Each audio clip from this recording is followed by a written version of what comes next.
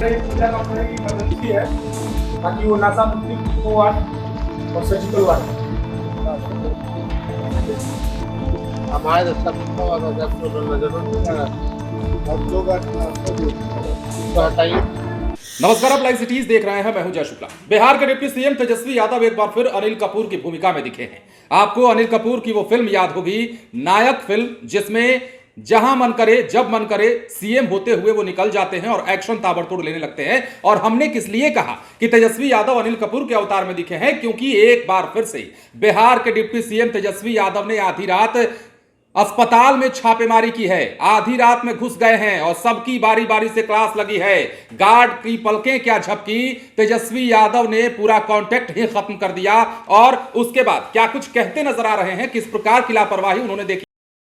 तस्वीर है वैशाली में अस्पताल में, हाजीपुर के एक अस्पताल में तेजस्वी यादव पहुंचे थे आधी रात में। क्या कुछ बता रहे हैं, सुनिए। कुछ देखा है आपने यहाँ पे? नहीं, देखिए, हम लोग रात भर जो है, इससे पहले भी हम लोग सोनपुर गए हैं, वहाँ भी हम लोगों ने देखा है कि अस्पतालों की क्या स्थिति है और चक निरीक्षण हम लोगों ने किया है।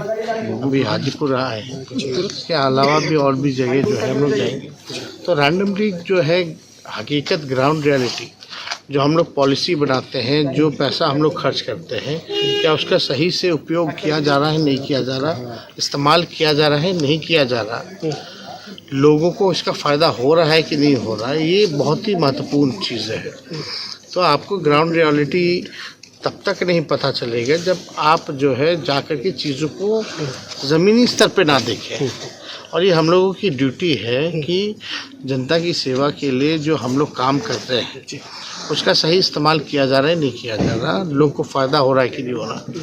तो कई चीज़ें जो हैं सुधरी हैं, ऐसा नहीं है कि सुधरी नहीं है, लेकिन जो चीज़ें कमियां हैं उन कमियों को ढूंढ करके उस कमी को हम लोगों को पूरा करने की ज़रूरत है। रेफरल पॉलिसी की तो इसी काम रेफरल पॉलिसी हम लोग ही लाए थे।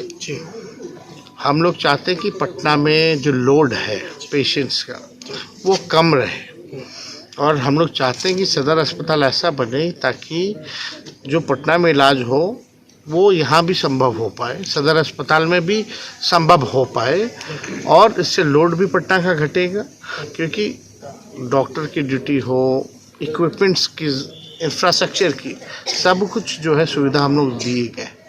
लेकिन जब तक ईमानदारी से डॉक्टर हों या जिनको ड्यूटी दायित्व दिया जाता है, अगर वो ईमानदारी से काम ना करें तो कहीं ना कहीं कमी नज़र आती है, और इसी कमी को ढूंढने हम लोग आए हैं। तो सुना आपने, तेजस्वी यादव कह रहे हैं कि जिस प्रकार काम होना चाहिए और जिस प्रकार हम पैसे देते हैं उन पैसों का उपयोग होना चाहिए, और लापरवाही कहीं भी बर्दाश्त नहीं की जाएगी। तेजस्वी यादव की वो तस्वीर भी आपको याद होगी, जब पहली बार डिप्टी सीएम बनने के बाद महागठबंधन की यह सरकार जब बनी थी, तो उसके बाद पीएमसीएच में आधी रात छापेमारी करने पहुंच गए थे।